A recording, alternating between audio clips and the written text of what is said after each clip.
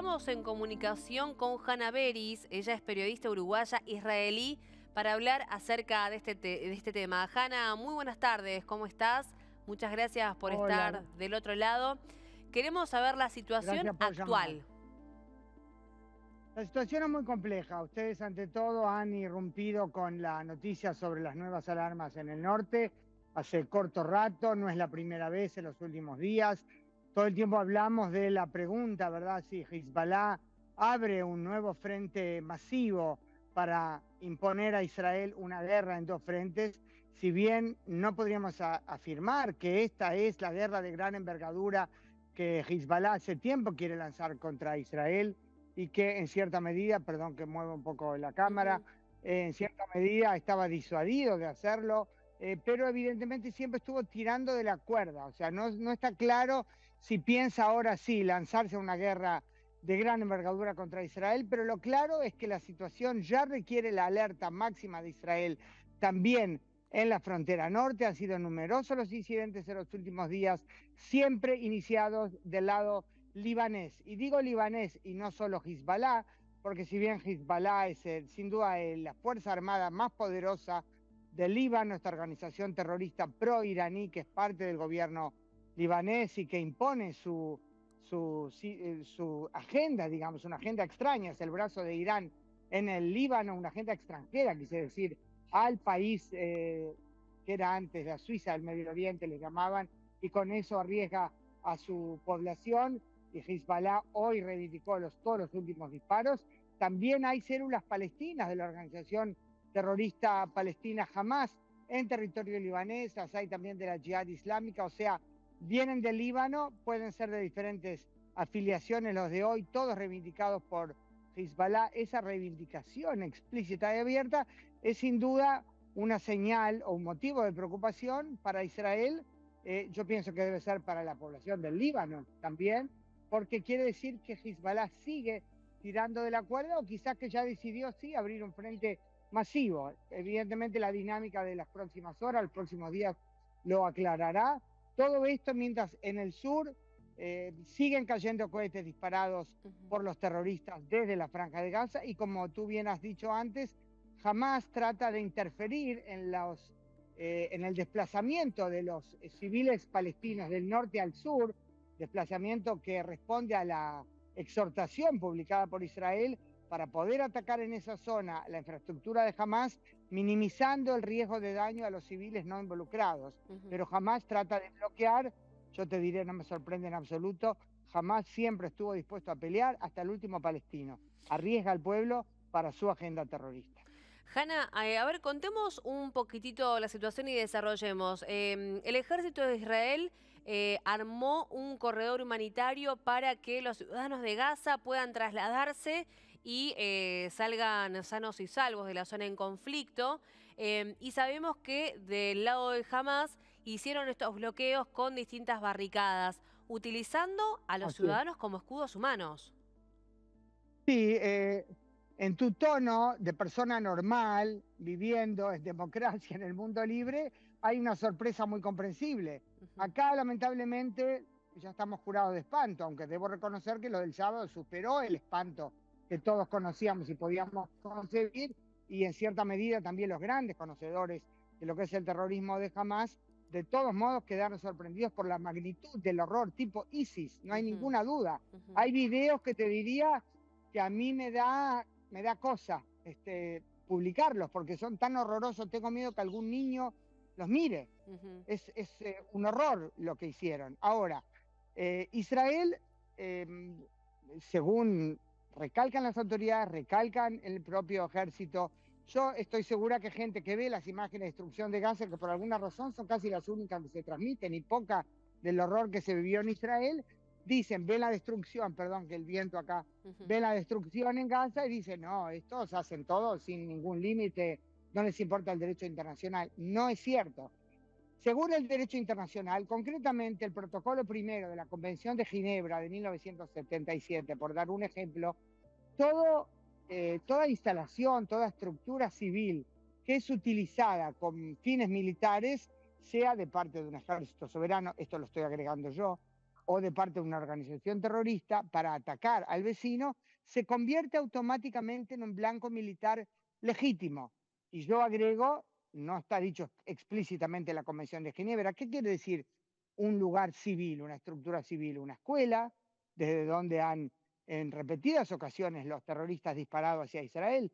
Dicho sea de paso, el 2014, Danielito Tregerman, hijo de argentinos, nieto de argentinos en el kibutz Nahal Oz, fue asesinado. Recordarán la foto, seguramente muchos televidentes, de Danielito con la camiseta de Messi, al Ujú, que admiraba tanto. ujú, Él fue asesinado por un mortero disparado desde una escuela en Bet Hanun. Jamás siempre tiene esa práctica.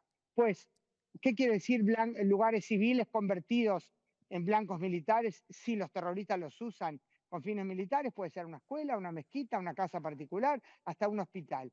Israel trata de minimizar el riesgo porque el derecho internacional también habla del esfuerzo para minimizar el riesgo a los civiles. Por eso anunció y extendió el plazo explícitamente ayer hasta las 5 de la tarde y luego en la práctica lo extendió sin anunciarlo porque durante ujú, muchas horas no atacó porque todavía civiles bajaban al sur, en volantes que lanzó en enorme cantidad desde el aire, con esa exhortación para que se vayan todos al sur, para que sus vidas no corran peligros. Claro que lo más probable es que pierdan su casa si jamás tenía alguna instalación al lado de ese ujú, edificio, pero ujú, al menos que salve la vida. Y en esos volantes que Israel lanzó desde el aire estaban también dibujadas las vías de los ujú. dos corredores humanitarios, las vías por las cuales podrían transitar en forma segura, pero jamás primero salió por todos sus medios, todas sus plataformas, a decir, es propaganda psicológica, no le hagan caso a los judíos,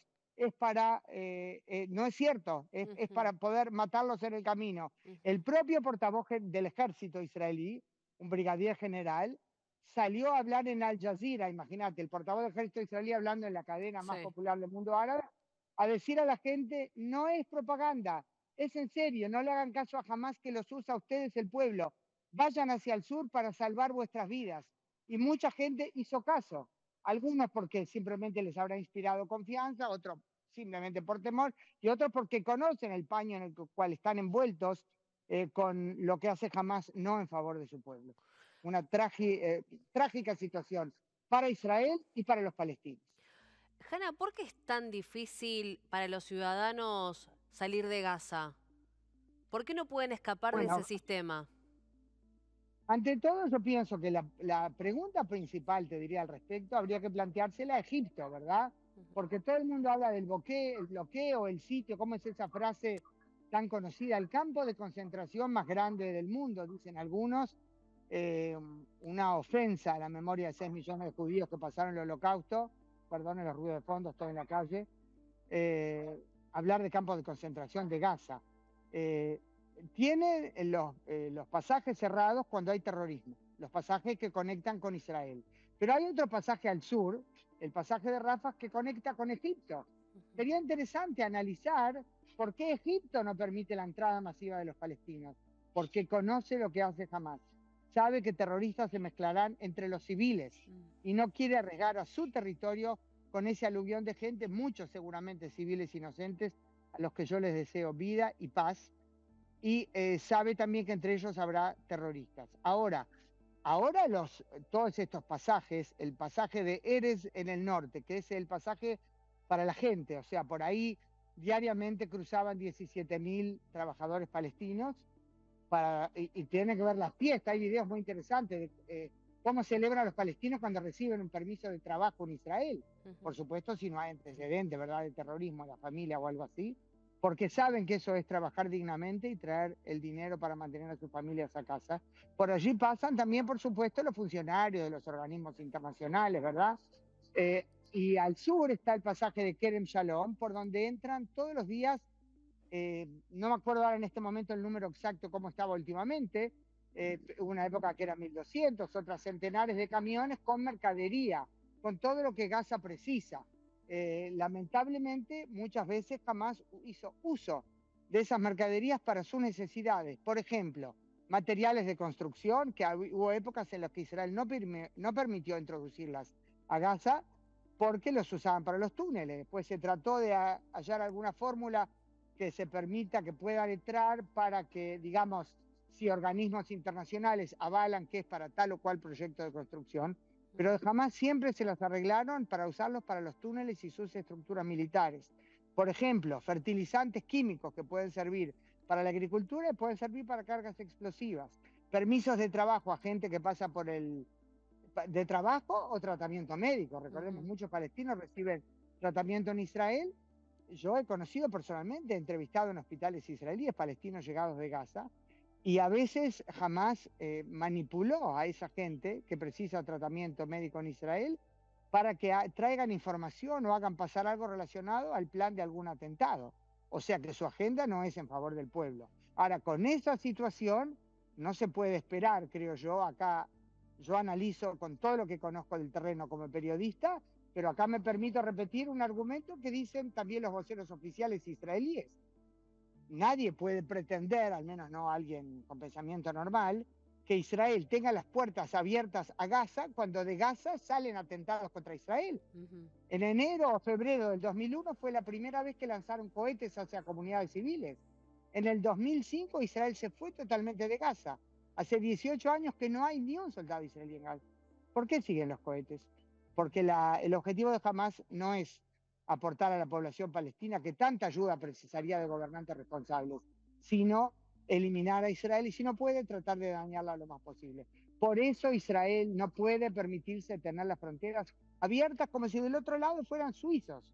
Lamentablemente, esa no es la situación.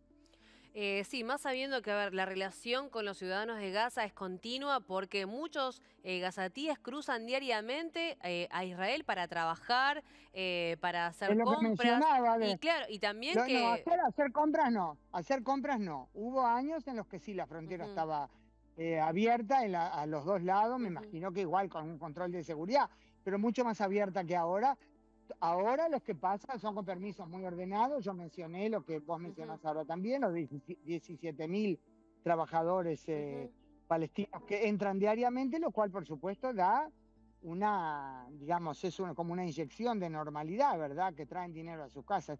Yo me acuerdo, yo fui muchas veces a Gaza. Ujú, Dejé de ir cuando jamás tomó el poder, porque había, me acuerdo, las advertencias que circulaban de nombre de la Foreign Press Association, de la Asociación de Prensa Extranjera, de la cual soy miembro, advertencias de secuestro, ¿no? ujú, Entonces, evidentemente nunca es lo mismo que estar en el terreno. Hago entrevistas por teléfonos. Hoy en día la tecnología permite, ¿verdad? Tener mucha información sin estar en el terreno. Para mí como periodista no hay nada como estar en el terreno, pero ujú. cuando es jamás una organización terrorista del poder, yo dejé de entrar a Gaza. Pero yo me acuerdo de las numerosas veces que fui. Yo iba de mañana temprano para aprovechar todo el día, ¿verdad? Con diferentes entrevistas y también a gente de Hamas, dicho sea de paso. Y yo veía del otro lado, cuando yo entraba, a esa hora salían de Gaza a Israel muy temprano a la mañana, pero decenas de miles de palestinos que trabajaban en Israel. Ujú, Todo eso se detuvo por el terrorismo de Hamas. ¿Cómo se puede pretender que Israel tenga la puerta abierta? ujú. Sí, del otro lado del terrorismo. Ahora, con Egipto, un hermano país árabe, tendría que ser otra cosa. Sí. Yo creo que las quejas del cierre hay que presentarlas a Egipto, no a Israel. ¿Cambió en algún momento o en algún punto la relación de los israelíes con los ciudadanos de Gaza a raíz de estos ataques terroristas que está teniendo el grupo Hamas? Bueno, mira, digamos, en la dinámica diaria no hay una relación, ¿verdad? Por la situación. En muchos kibutzim, sabrán los televidentes, kibutzim es el plural de kibutz, Ujú, trabajaron obreros palestinos que cruzaban de Gaza.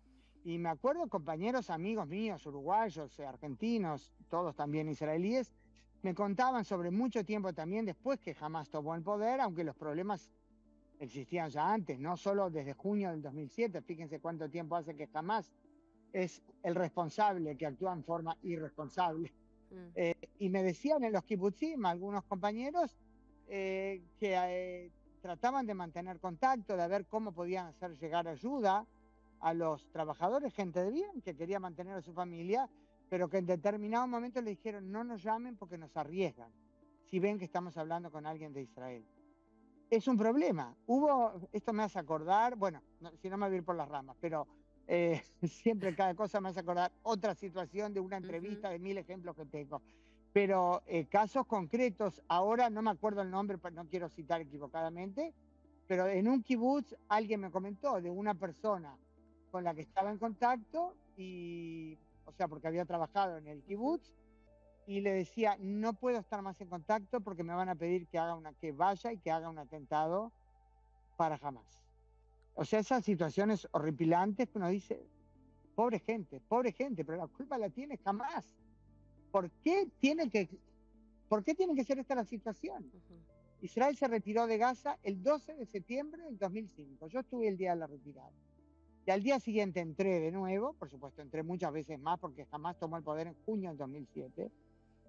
Entré de nuevo cuando yo estaba bajo control palestino. Descontrol, hay que decir, porque era un caos eso, ¿no? Y yo me acuerdo que estaban los invernaderos muy sofisticados que usaban los asentamientos israelíes, que los dejaron intactos para que puedan servir a la manutención de muchas familias. Ujú. Los habían destrozado todos, algunos los habían prendido fuego, otros los habían destrozado para sacar los caños o no sé qué partes de hierro y venderlo. O sea, es un horror, eso es una agenda puesta al servicio del mal, no del Ujú. bien del pueblo. Sí, es terrible escucharte cómo el grupo Hamas los tiene de rehenes a los civiles y también cómo Sin duda. no pueden utilizar los recursos que tienen en la situación económica y cada vez están más empobrecidos también. Hay, por supuesto, esa imagen que si recorre el mundo, ¿verdad? La pobreza en Gaza, por supuesto, que hay zonas muy, muy carenciadas. Hay gente que vive de los $100 que da el embajador catarí por mes a cada, creo que era 100.000 familias más necesitadas, ¿no? Por supuesto que hay mucha pobreza. Hay también gente que está, o sea, no toda Gaza es la imagen que en Ujú. general suele presentarse en los medios, ¿verdad? De los campos refugiados muy difícil, que aparte, ¿por qué tiene que haber campos refugiados? Con Ujú. el dinero que hay en los países árabes de petróleo. Ujú. A Israel llegaron refugiados judíos, perdón, acá hago un pequeño paréntesis, pero ya que hablamos sí, de esa condición, ¿verdad? Refugiados, que va de la mano, de pobreza, de carencia, de situación paupérrima. A Israel llegaron casi 1 millón de judíos, llegó casi 1 millón de judíos de países árabes. Cuando se creó el Estado en 1948, muchos judíos que amaban su país natal, pero también lidiaban con serios problemas, ¿verdad? Por el entorno árabe, aunque también había historias de convivencia. Muchos judíos por el sueño de siempre de estar en el hogar nacional judío y otros porque simplemente corrían peligro de muerte, Ujú. se vinieron a Israel y hubo operativos muy especiales, ¿verdad? Que trajeron los judíos. En poco tiempo, con todas las carencias que Sí, pasaron y vivieron en tiendas de campaña años y todo, se convirtieron en ciudadanos dignos del Estado judío, que no ujú, tenían nada para regalarle a nadie, sí. por la situación difícil recién nacido. ¿Por qué los refugiados tienen que estar, los palestinos, ser todavía refugiados 75 años después de aquel, ellos lo llaman la Nakba, la catástrofe? Fue Nakba porque con tal de no permitir que nazca Israel, no aceptaron la resolución de la ONU que recomendaba la partición de la Palestina del mandato británico en dos estados. Mirá cuánta Sí, historia nos vamos después de hablar de la sirena. Si hubieran aceptado, hace poco también los palestinos habrían celebrado 75 años sí, y no sí, habría ni un refugiado. Es muy, muy complicado y perdona que me sí. extendí, pero No, vos por también favor. preguntás muy al Hanna, grano y conocés el tema, ya veo. es excelente tu punto de vista y también toda la información que nos estás brindando. Muchas gracias por tu tiempo, Hanna. Gracias a ustedes por llamar. Un abrazo.